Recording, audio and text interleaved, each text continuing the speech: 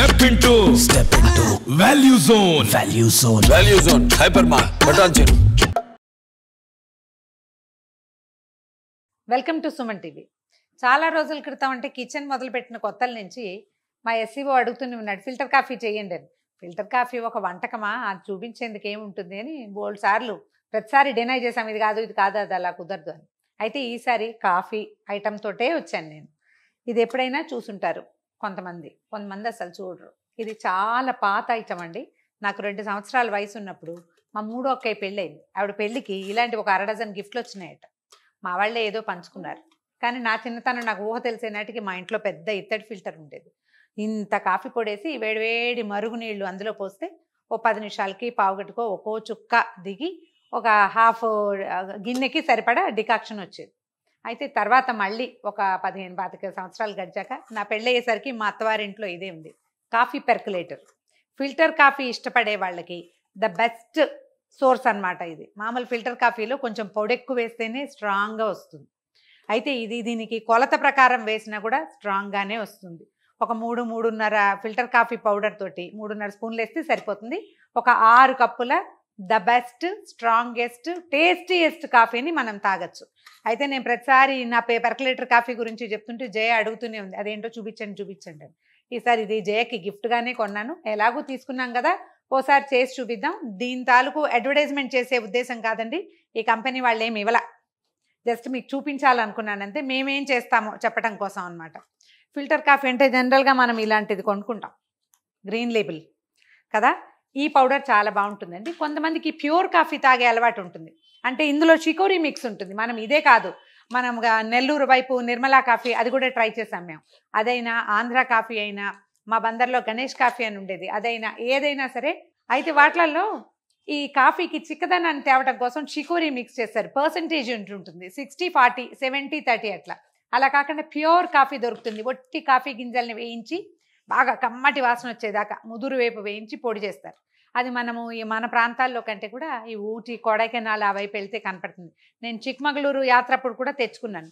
Pure coffee పొడితో పాటు దీంతో చేస్తే కూడా, అంటే మన ఫిల్టర్లో వేస్తే పల్చగా వస్తుంది ప్యూర్ కాఫీ, కానీ ఇందులో వేస్తే మాత్రం ఎంత అట్మోస్ట్ టేస్ట్ వస్తుందంటే బ్రహ్మాండంగా ఉంటుంది. ట్రై చేసి చూద్దాం.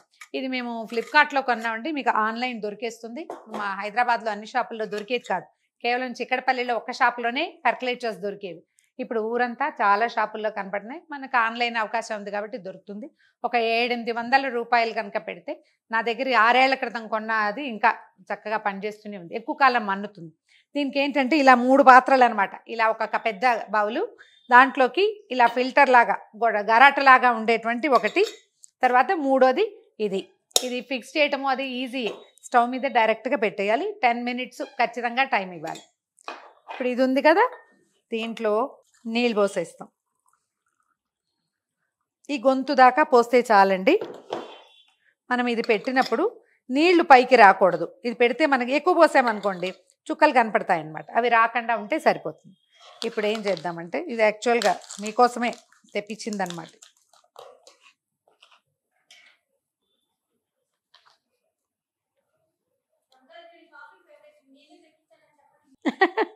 అలాగే పెర్కులేటర్ అయితే నేను కొన్నాను, కానీ కాఫీ పొడి మాత్రం జయకి విపరీతమైన కాఫీ ఫేవరెటిజం, అందుకని ఆవిడే తెప్పించుకుంది. ఇప్పుడు కాఫీ తాగేయడానికి సిద్ధంగా కూడా ఉన్నట్టున్నారు జనాలంతా. ఇంతేనండి, 3.5 స్పూన్లు వేసాను. దీంట్లో నుంచి వేసేటట్టయితే దీన్ని ఇమీడియట్గా క్లోజ్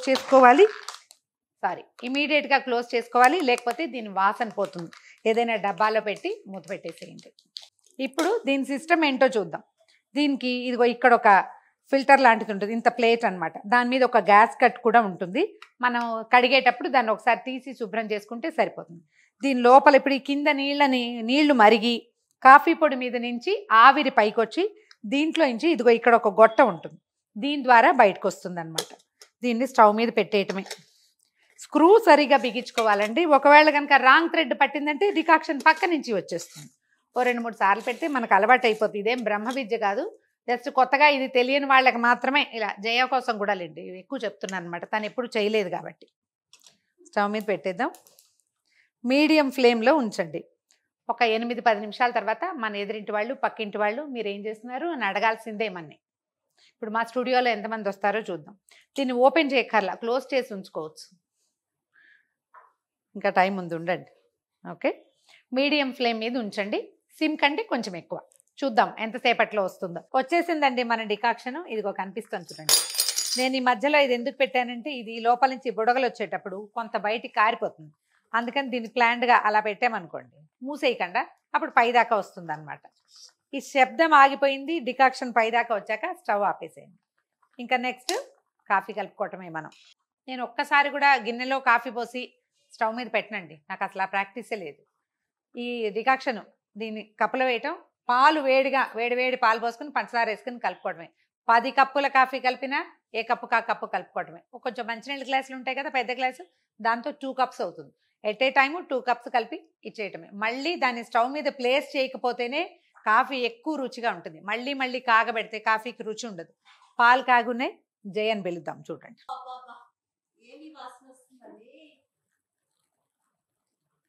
ఫిల్టర్ కాఫీ అలవాటు అయిన వాళ్ళకు కూడా ఈ టేస్ట్ చాలా బాగుంటుందండి.